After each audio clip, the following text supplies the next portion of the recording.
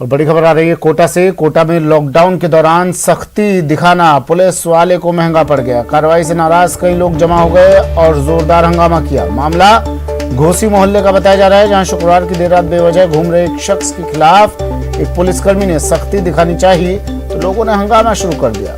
Video में आप देख सकते हैं कि लोग कैसे पुलिस वाले से उलझने की कोशिश कर रहे हैं। लोगों ने आरोप लगाया कि पुलिसकर्मी ने शराब के नशे में युवक के साथ मारपीट की। हंगामे के दौरान कई लोगों ने मास्क भी नहीं पहना था और सोशल डिस्टेंसिंग की बात तो छोड़ ही दीजिए। लोगों ने पुलिसकर्मियों पर शराब पीकर ड्यूटी करने का आरोप लगाया और मास्क भी उतरवा डाले।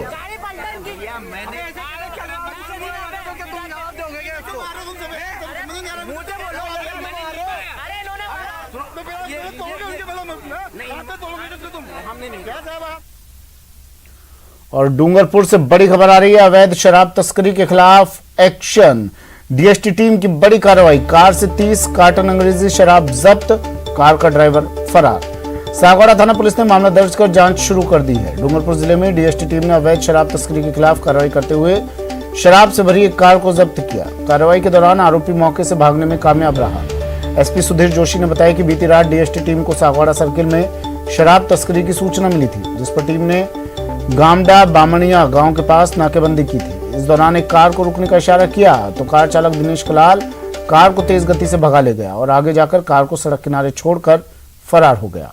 पुलिस टीम ने जब कार की तलाशी ली तो उसमें शराब के कार्टन्स भरे हुए थे, जिस पर कार को जब्त करते हुए सागवाड़ा थाना पुलिस के सुपुर्द किया गया। पुलिस ने कार से शराब के 30 कार्टन जब्त किए हैं। वहीं आबकारी अधिनियम में मामला दर्ज कर जांच शुरू कर दी है।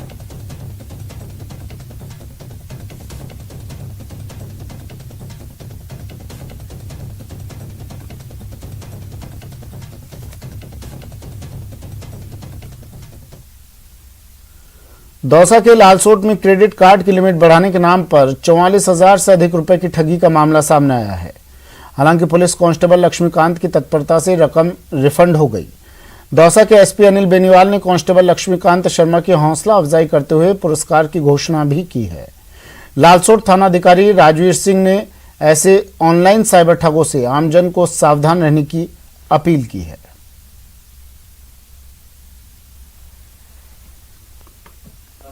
व्यक्ति ने फोन किया और बैंक के क्रेडिट लिमिट कार्ड की बढ़ाने के लिए उसको बताया गया, जिस पर उसने साइबर ठगी करते हुए उसके पास ओटीपी भेजा और उसने ओटीपी शेयर कर दिया। उसके बाद 44,240 रुपये उसके खाते से निकल गए, जिस पर उसने पुलिस में रिपोर्ट दी और उस पुलिस की रिपोर्ट के ऊपर हमने तुरंत कार्रवाई करते हुए लक्ष्मीकांत कांस्टेबल जो है उसने तुरंत नेशनल साइबर फ्रॉड ग्रुप बना हुआ है, उसमें संपर्क किया गया और वहां से उसके फ्लिपकार्ट में पैसे को वापस ड्रॉप करवाया गया और पैसा उसके खाते में वापस आ गया। इसमें लक्ष्मीकांत कांस्टेबल की महत्वपूर्ण भूमिका रही है।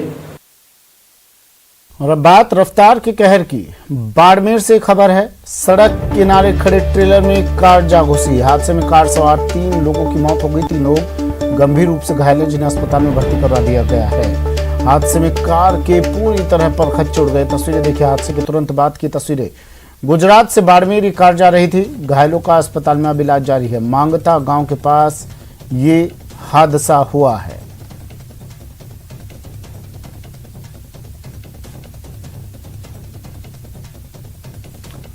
बाड़मेर में रफ्तार का कहर, सड़क किनारे खड़े ट्रेलर में घुसी कार, 3 की मौत, 3 घायल।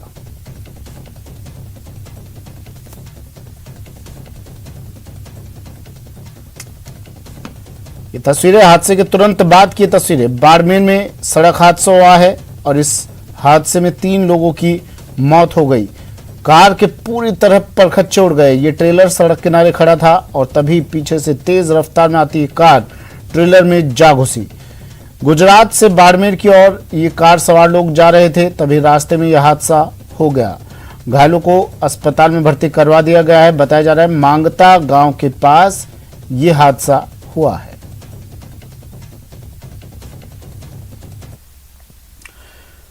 और अब बात लॉकडाउन की। लॉकडाउन की अवधि और बढ़ाई जा सकती है। बड़ी खबर, गृह विभाग आज गाइडलाइन जारी करेगा लॉकडाउन को लेकर। 31 मई या 3 जून तक लॉकडाउन बढ़ाया जा सकता है। एक संभावना 7 जून तक बढ़ाने की भी है। मंत्रिपरिषद ने लॉकडाउन बढ़ाने का सुझाव दिया है। कल लॉकडाउन की अवधि समाप्त हो रही है। लॉकडाउन पर मुख्यमंत्री अंतिम फैसला लेंगे।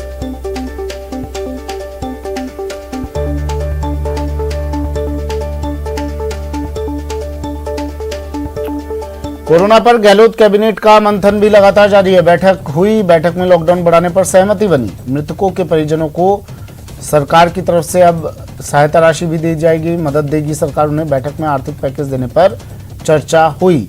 ब्लैक फंगस MISC पर भी सरकार गंभीर।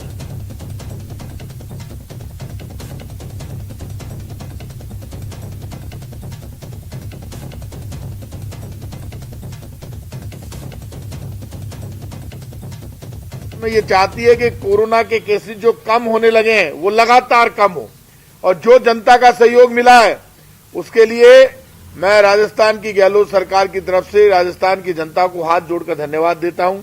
क्योंकि ये लॉकडाउन आपने माना है, मैं सबसे रिक्वेस्ट करूंगा, आने वाले समय में भी 24 तारीख तक लॉकडाउन है।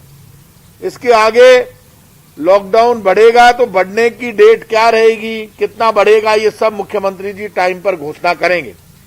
कि सुबह 6 से 11 बजे तक दुकानें खुलती है, लोग वहां सामान ले लेते हैं, लोगों की जिम्मेदारी है बेवजह गाड़ियां लेकर नहीं निकले। और मैं पुलिस के लोगों से भी कहूंगा कि बेवजह अब लोगों को भी परेशान नहीं करें। जितनी गाड़ियां आपको जब्त करनी थी कर ली, जितने जुर्माने लगाने थे लगा लिए। मैंने आज कैबिनेट में भी ये बात कही, और मैं सबसे कहूंगा कि कोई भी मरीज को लेकर जाए परेशान नहीं हो। इस बीमारी में मैंने एक नई बात देखी है कि मरीज का इलाज लंबा चल रहा है, 15-15, 20-20 दिन, 30-30 दिन तक भर्ती है मरीज। और जो जल्दी ठीक हो रहे हैं उनको तो मैं बधाई देता हूं। डेथ रेशियो भी बढ़ा, मरीजों की संख्या भी बढ़ी इस दौरान। अब मरीजों की संख्या कम हो रही है। सबसे मैं रिक्वेस्ट करूंगा, सरकार की जो भी गाइडलाइन मुख्यमंत्री जी जब घोषित करें आप उसको माने, सब उसको स्वीकार करें। सोनिया गांधी के PM मोदी को लिखे गए पत्र को लेकर CM गहलोत ने ट्वीट किया है। मुख्यमंत्री ने ट्वीट कर लिखा कि कांग्रेस चेयरपर्सन सोनिया गांधी जी ने बार बार मुद्दा उठाया। भारत में कोविड-19 महामारी प्रबंधन के संबंध में महत्वपूर्ण मुद्दों पर बार बार बहुत ही प्रासंगिक चिंताओं को उठाया है। ब्लैक फंगस के लिए आवश्यक दवाओं की पर्याप्त आपूर्ति और लागत मुक्त उपचार सुनिश्चित करने के लिए उनका सुझाव आम लोगों के लिए बहुत आवश्यक है, जो पहले से ही कोविड-19 की घातक दूसरी लहर से जूझ रहे हैं। मुझे खुशी है कि राजस्थान ब्लैक फंगस को अधिसूचित रोग घोषित करने वाला भारत का पहला राज्य बन गया है और इसके मुफ्त इलाज का प्रावधान किया गया है।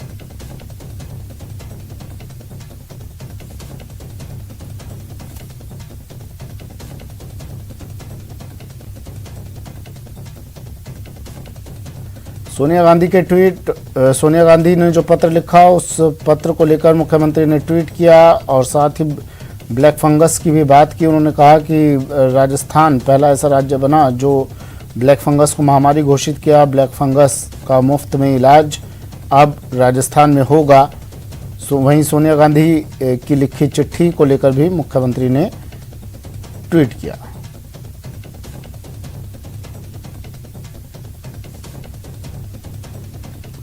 दौसा से बड़ी खबर है। दौसा में तीसरी लहर की दस्तक। दौसा में 341 बच्चे कोरोना संक्रमित मिले हैं और अब इस खबर के बाद दौसा जिला प्रशासन अलर्ट मोड पर। कोरोना की दूसरी लहर अभी थमी नहीं, लेकिन तीसरी लहर ने दस्तक दे दिया है। 341 बच्चे कोरोना संक्रमित। दौसा में तीसरी लहर की दस्तक, अलर्ट हुआ दौसा जिला प्रशासन।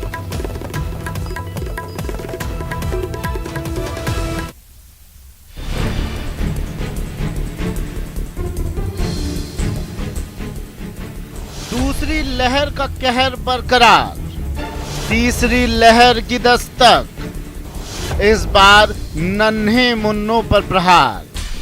दौसा में 341 बच्चों पर पड़ी मार। प्रशासन ने कसी कमर, आपके सहयोग की दरकार। कोरोना की दूसरी लहर अभी खत्म भी नहीं हुई कि तीसरी भी दस्तक देती नजर आ रही है। दौसा जिले में 341 बच्चे कोरोना संक्रमित पाए गए हैं। सभी बच्चों की उम्र 18 वर्ष से कम है और ये बच्चे 1 से 21 मई के बीच कोरोना संक्रमित हुए। दौसा जिले की बात करें तो पिछले 21 दिनों में, जो मई के 21 दिन हैं, अभी 21 दिन जो गुजरे हैं, उन 21 दिनों में 341 कोरोना पॉजिटिव बच्चे सामने आए हैं। हालांकि जो ये बच्चे हैं, ये घरों में ही इनका उपचार हुआ है, इनको अस्पताल में एडमिट नहीं कराना पड़ा है, लेकिन ये एक बड़े खतरे का संकेत दे रहे हैं। विशेषज्ञों का अनुमान है कि तीसरी लहर बच्चों के लिए खतरनाक हो सकती है। तीसरी लहर में बच्चों के सबसे अधिक कोरोना पॉजिटिव होने की आशंका जताई गई है। ऐसे में अब दौसा में 341 बच्चों के कोरोना की चपेट में आने से मुश्किलें और बढ़ सकती हैं। तीसरी लहर की संभावना को देखते हुए दौसा जिला प्रशासन अलर्ट है। पूरी तैयारी है। यहाँ पे हमने मेडिकल डॉक्टर्स के साथ एक बार एग्जामिन कर लिया है कि जो ट्रेंड है, जो एज ग्रुप है जिस पे ये टारगेट हो रहा है, तो उस हिसाब से तैयारियां हम कर रहे हैं। हेल्थ एक्सपर्ट्स की माने तो ज्यादातर बच्चे जो कोविड से प्रभावित हैं, उनमें सामान्य रूप से हल्का बुखार, खांसी, जुकाम, सांस लेने में दिक्कत, दस्त, खाने में स्वाद न आना, सूंघने की क्षमता कम होना, थकान, गले में खराश, मांसपेशियों में दर्द और नाक बहने जैसे लक्षण शामिल हैं। जो 341 बच्चों का जो आंकड़ा आया है, ये निश्चित रूप से डराने वाला है और सजग करने वाला है। ऐसे में सरकार को और प्रशासन को समय रहते हुए बड़े कदम उठाने पड़ेंगे, उचित कदम उठाने पड़ेंगे, ताकि जो तीसरी लहर है उससे लड़ा जा सके। आशीष शर्मा, न्यूज 18, दौसा। चलिए, आशीष शर्मा मेरे सहयोगी हमारे साथ सीधा दौसा से जुड़ गए हैं। आशीष, दूसरी लहर, तीसरी लहर, लहरों का ही इंतजार कर रहे हैं अब हम। 341 बच्चे, अचानक से तो 341 बच्चे इस बीमारी की जद में आए नहीं होंगे। आशीष, क्या कर रहा है प्रशासन?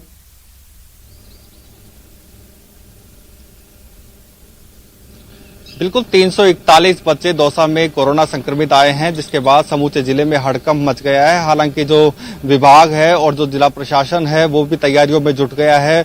बच्चों के जो वार्ड बनाने की भी बात कही जा रही है। साथ ही जो मेडिकल ऑफिसर्स हैं उनकी मीटिंग हो रही है। कल जिला कलेक्टर पीयूष समारिया से इस संबंध में जब बात हुई तो उन्होंने कहा कि पूरी तैयारियां की जा रही है। हालांकि राहत की बात यह है कि जो 341 बच्चे कोरोना संक्रमित आए हैं वो सभी पूरी तरह सुरक्षित हैं और बिना लक्षण वाले हैं और उनको घर पे ही ट्रीटमेंट दिया जा रहा है। ऐसे में अभी तक कोई भी क्रिटिकल केस इन बच्चों में नहीं है। ये एक राहत की खबर है, लेकिन ये खबर निश्चित रूप से सतर्क भी करती है, क्योंकि जो विशेषज्ञ हैं वह ये आगाह कर रहे हैं कि आगामी जो तीसरी लहर होगी वो बच्चों पर प्रभाव डालेगी।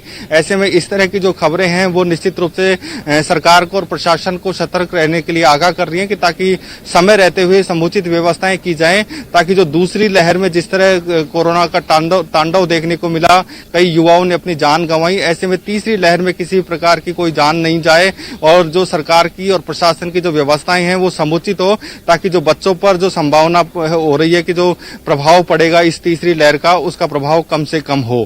जी, ज्यादातर इन बच्चों में किस उम्र वर्ग के बच्चे हैं आशीष? पहला सवाल तो ये, और दूसरा ये कि इनमें ब्लैक फंगस का कोई सिम्टम्स तो नजर नहीं आया ना?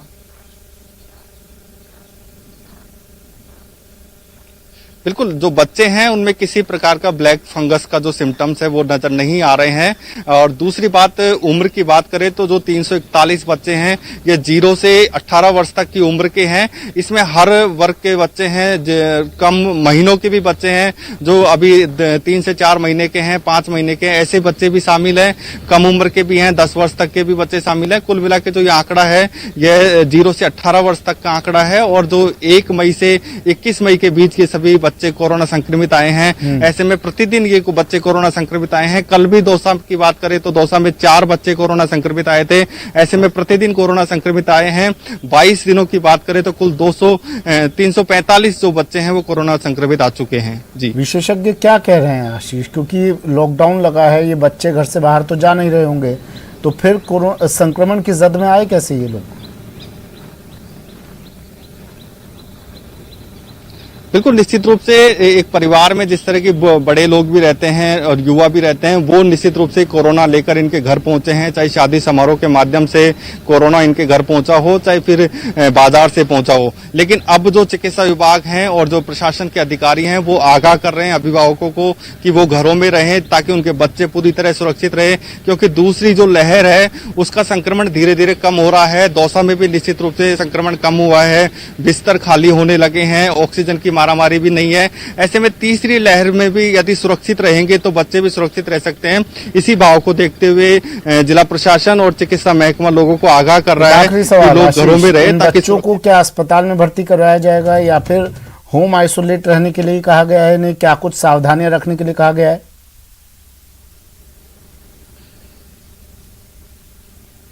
बिल्कुल, प्रशासन इन बच्चों को काफी समझाइश कर रहा है कि उनके बच्चे घर पे रहे। हम जिला परिषद के जो सीईओ हैं लक्ष्मीकांत बालोत, उनसे बात करते हैं। सर, जो बच्चों के संक्रमण की खबरें आ रही हैं, किस तरह की एक मैसेज देना चाहोगे उनके अभिभावकों को ताकि सुरक्षित रहें?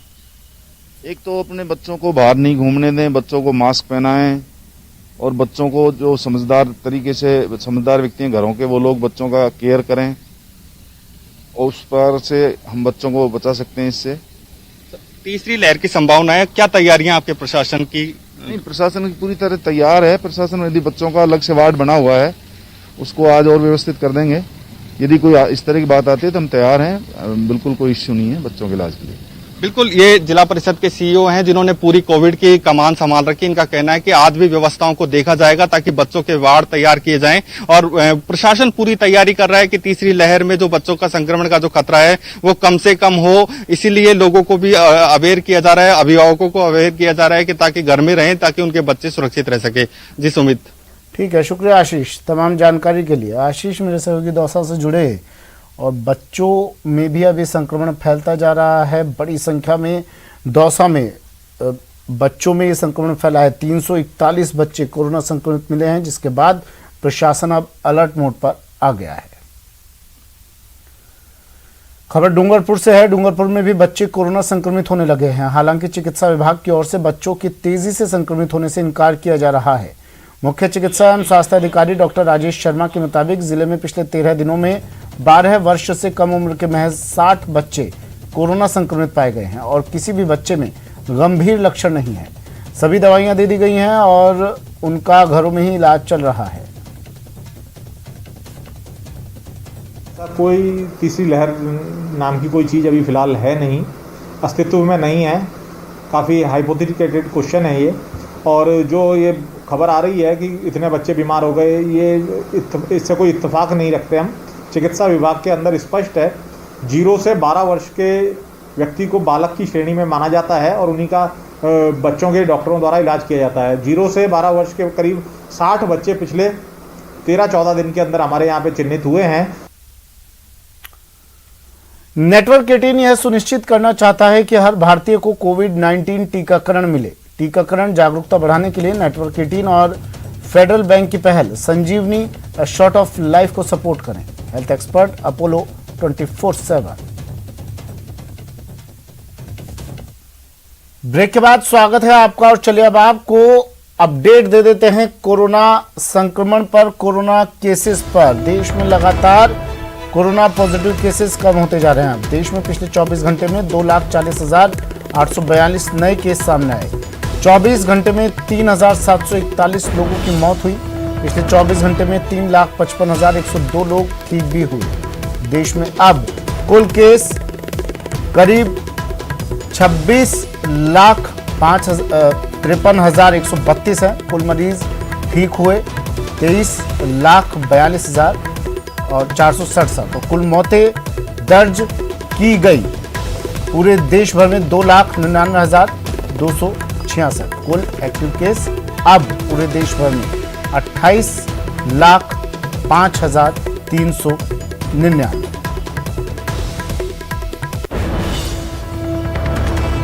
अब बात मरुधरा में कोरोना अपडेट की। कोरोना की रफ्तार पर ब्रेक, सख्ती के कारण 24 घंटे में 6,103 नए केस सामने आए। 115 मौतें दर्ज की गई। जयपुर में सबसे ज्यादा 1900 मामले दर्ज किए गए। एक दिन में 15,464 लोग ठीक हुए। अब 1,22,330 एक्टिव केसेस।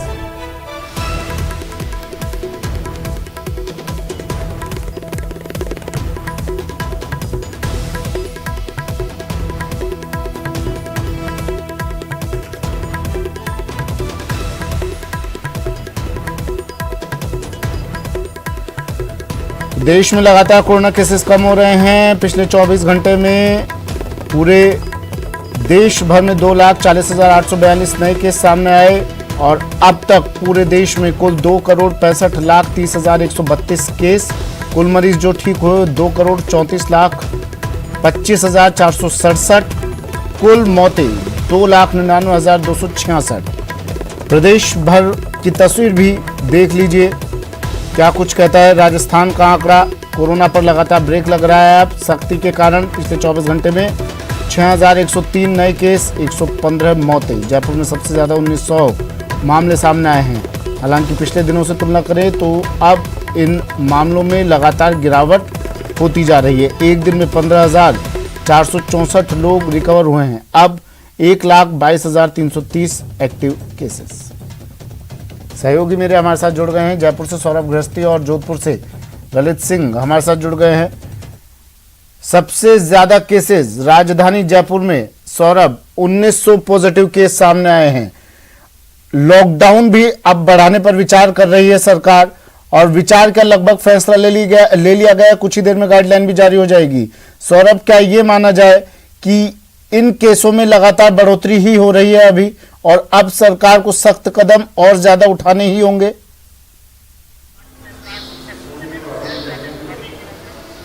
जी बिल्कुल, देखिए राजधानी जयपुर में पिछले एक महीने से कोरोना का ग्राफ जो है वो बहुत तेजी से बढ़ा है और हालांकि पिछले एक सप्ताह के दौरान मामलों में कमी जरूर आई है, लेकिन 1,000 से भी ज़्यादा मामले आना ये बताता है कि किस प्रकार का संक्रमण राजधानी जयपुर में फैला हुआ है। और पर्टिकुलर कुछ इलाकों में तो रोजाना रिकॉर्ड मामले सामने आ रहे हैं। तो ये कहा जा सकता है कि जिस प्रकार की सख्ती राज्य सरकार की ओर से की गई थी, पहले जन अनुशासन पखवाड़ा, फिर रेड अलर्ट, जन अनुशासन पखवाड़ा और फिर लॉकडाउन, उसके बावजूद भी राजधानी में हालात जो है वो पूरी तरह से नियंत्रण में नहीं आए। जिस प्रकार से प्रदेश के दूसरे जिलों में हालात अब सुधरने लगे हैं और ऐसी उम्मीद है कि अगले एक सप्ताह में उन जिलों में जो है वो हालात बहुत ज़्यादा बेहतर हो जाएंगे, लेकिन वैसी कंडीशन राजधानी जयपुर में नज़र नहीं आ रही। राजधानी जयपुर के मानसरोवर, मालवीय नगर, सोडाला, झोटवाड़ा, इन इलाकों में बहुत ज़्यादा जो है वो मामले आ रहे हैं। तो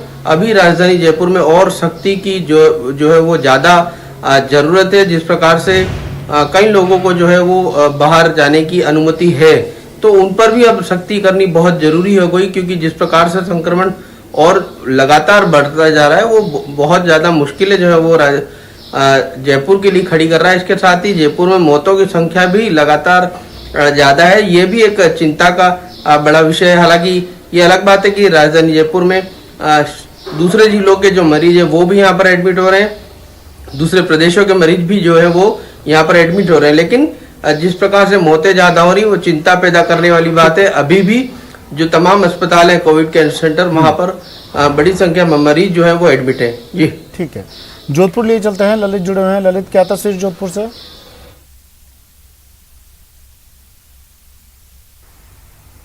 देखिए सुमित, जहाँ तक जोधपुर की बात करें, अब जो पॉजिटिविटी दर है वो सिर्फ 7% आ चुकी है। जो पहले 40 से 42% पॉजिटिव दर थी वो अब 7% आ चुकी है। तो बहुत अच्छी राहत की बात है, लॉकडाउन का असर देखने लगा है।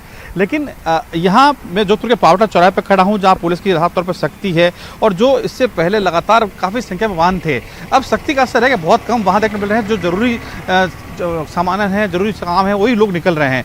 लेकिन सबसे एक मुश्किल बात ये साफ तौर पर आ रही है कि ब्लैक फंगस एक बड़ी समस्या साफ तौर पर सामने आई है। करीब 92 मरीज अस्पताल भर्ती हैं, 3 मरीजों की कल ब्लैक फंगस से मौत हुई है। तो ये एक समस्या स्वास्थ्य महकमे के साफ तौर पर आई है। लेकिन अच्छी बात यह है कि अब जो कोरोना संक्रमण है वो धीरे धीरे बहुत कम आया है। जो पहले 1,000 से ज़्यादा मरीज आते थे, अब महज 352 मरीज आए हैं और करीब 11 लोगों की ही मौत हुई है।